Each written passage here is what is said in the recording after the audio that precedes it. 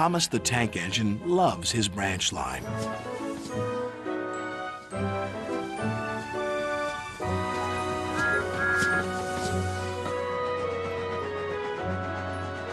One day, when he stopped at a small station, some children looked sad. They've closed our playground and our favorite sand pit. Teacher says the sand is soiled and too dirty to play in. Please help us, Thomas. I'll see what I can do, replied Thomas kindly.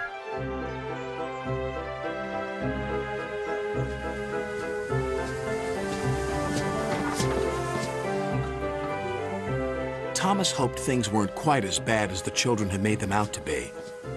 But as he passed their playground, a large sign read, "Playground closed until further notice." The children were right, thought Thomas sadly.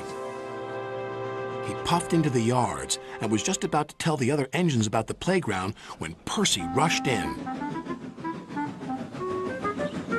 "You look glum, little Percy," said Gordon.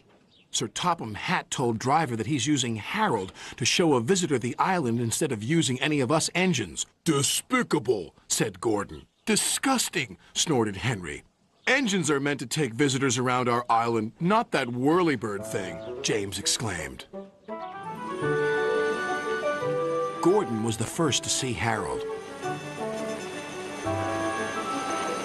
"Harold thinks he can go faster than me. I'll show him." Next, it was Henry's turn. "Sir Topham Hatt has chosen Harold because he thinks he's more important than me. Well, he's not. Harold can't fly through tunnels."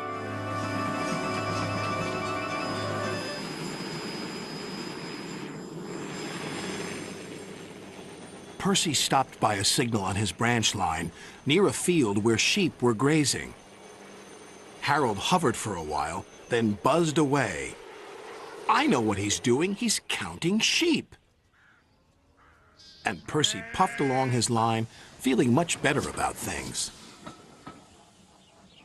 That evening, the engines talked about the situation. "Harold wants to get rid of us," said Gordon. "He doesn't need tunnels," added Henry. "Don't worry, he's just counting sheep," said Percy. "Counting sheep? Pah!" snorted Gordon. "He's counting how many engines he can get rid of. He'll see how useful I am tomorrow." Thomas wanted to mention the children's playground, but solving the mystery of Harold and the visitor came first. The next day, Gordon was traveling to collect his train. "We'll show that whirlybird just how fast you can go, Gordon," said his driver. But because they were watching Harold, they missed a signal and went onto the wrong line. Gordon was traveling to trouble. Ahead was a tunnel under repair. His driver reduced steam and braked hard. But it was too late.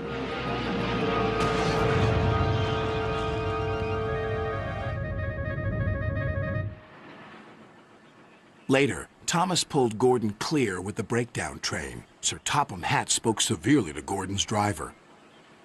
"Will Gordon be scrapped, sir?" asked Thomas sadly. "What makes you think that?" said Sir Topham Hatt. Thomas decided to pluck up courage. "Because the engines think the visitor is here to see if we can be replaced by Harold." Sir Topham Hatt laughed. "Well, the engines are wrong, and you shouldn't listen to rumors, Thomas. This gentleman is making a new playground for the children. It was easier to find a suitable site from up in the air." "And what's more," said the visitor, "that tunnel sand will be perfect for the playground. Sand we found by accident, you might say." Sir Topham Hatt still uses Harold to fly above the island. But all the engines know that Harold isn't spying on them. He is just being very useful.